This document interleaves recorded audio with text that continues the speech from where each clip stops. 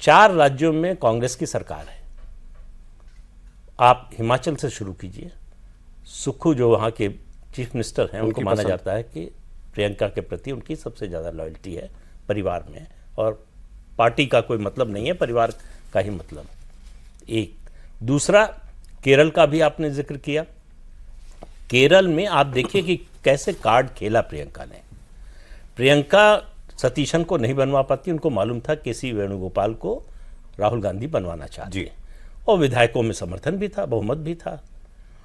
तो उन्होंने, मतलब ये जानकारी नहीं, लेकिन जो नतीजा आया उससे लगता है कि वीडी सतीशन को समझाया कि अगर आप IUML को पटा लेंगे, उनको साथ ले लेंगे, तो आसान हो जाएगा मेरे लिए। वही किया उन्होंने। और IUML की इस बार सीटें भी ज़्यादा आई हैं, 22, तो वो दबाव डालने की स्थिति में थे, वही किया। वीडी सतीशन का वैसे भी मुस्लिम लीग से पहले से अच्छा संबंध था, 5 साल जो है लीडर अपोजिशन रहे, तो उस नाते भी जो है संपर्क रहा लगातार।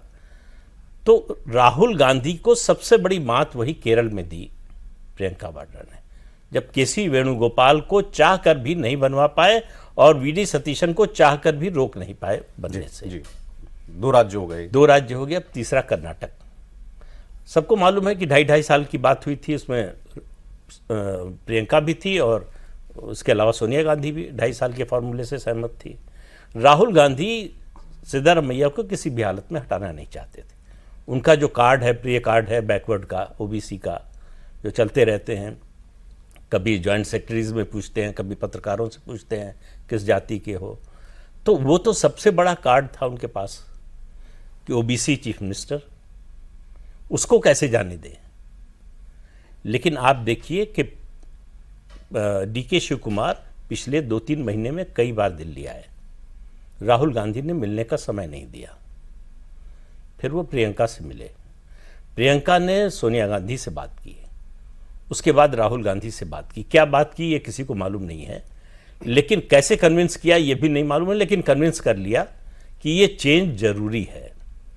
अब वो संसाधन की वजह से था, पार्टी के प्रति उनकी या परिवार के प्रति लॉयल्टी के कारण था, या सिद्धारमैया के बारे में ये पता ही है कि ये आखिरी चुनाव है, मतलब आखिरी उनकी पारी है, इसके बाद कुछ होना नहीं है।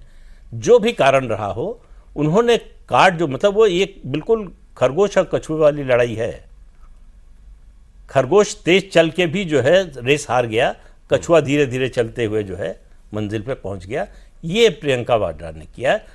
चौथा राज्य है तेलंगाना, वो अपने आप में स्वतंत्र है, वो सार्वजनिक रूप से कहता है कि मेरा कोई हाईकमान नहीं, मैं ही खुद ही अपना हाईकमान, नॉन अलाइंड है। बिल्कुल। और सार्वजनिक मंच से राहुल गांधी प्रधानमंत्री को गाली देते हैं, वो बड़े भाई बोलता है, कोई चिंता नहीं कि राहुल गांधी बुरा मान जाएंगे, नाराज हो जाएंगे, इसकी कोई परवाह नहीं है। तो 4 में से 3 मुख्यमंत्रियों की लॉयल्टी जो है वो प्रियंका के प्रति, तो अपने आप में बहुत बड़ी बात है सर।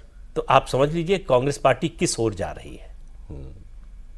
बिल्कुल। इससे और जो है तेलंगाना जो है परिवार के एक तरह से कहे कब्जे से बाहर है, पार्टी के कब्जे से बाहर नहीं है, लेकिन परिवार के कब्जे से। रेवंत रेड्डी किसी के काबू में नहीं है, किसी के काबू में नहीं है, वो अपना आदमी है, वो अपने मन से करता है, उसको जो ठीक लगता है वो करता है।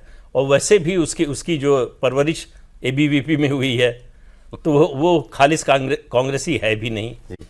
तो कुल मिलाकर राहुल गांधी की स्थिति लगातार पार्टी के अंदर कमजोर हो रही है और प्रियंका की ताकत बढ़ रही है बिना उसका डिमॉन्स्ट्रेशन किए। प्रियंका गांधी के आसपास के किसी ने दावा नहीं किया। सिर्फ मुझे याद है जब हिमाचल का चुनाव हुआ था, तब हुआ था कि प्रियंका जी की जीत है, उन्होंने कैंपेन किया इसलिए सरकार बन गई। उसके बाद कहीं किसी ने जो है ये दावा नहीं किया कि ये उनकी उपलब्धि है, ये उन्होंने करा दिया। तारीफ कहाँ से होती है? विपक्ष से, भारतीय जनता पार्टी से। ये बेहतर है। हाँ, लोकसभा में राहुल गांधी से तो बेहतर बोलती है जी। अब इससे बड़ा कॉम्प्लीमेंट क्या होगा किसी अपोजिशन लीडर? सही बात। कर्नाटका वाले तो कहानी सर, मैंने किसी ने एक रिपोर्ट सीनियर जर्नलिस्ट ने डाली हुई थी कि DK कैसे बने, सिद्धारमैया को कैसे कहा गया, तो वो परसों ही तो बुलाए, सब बैठक हुई ना कि दिल्ली में, तो जो लंच तक की सारी बैठक में सिद्धारमैया जी को कोई इंडिकेशन नहीं दिया गया था, कोई बात ऐसी डायरेक्ट उनको कहीं नहीं गई थी।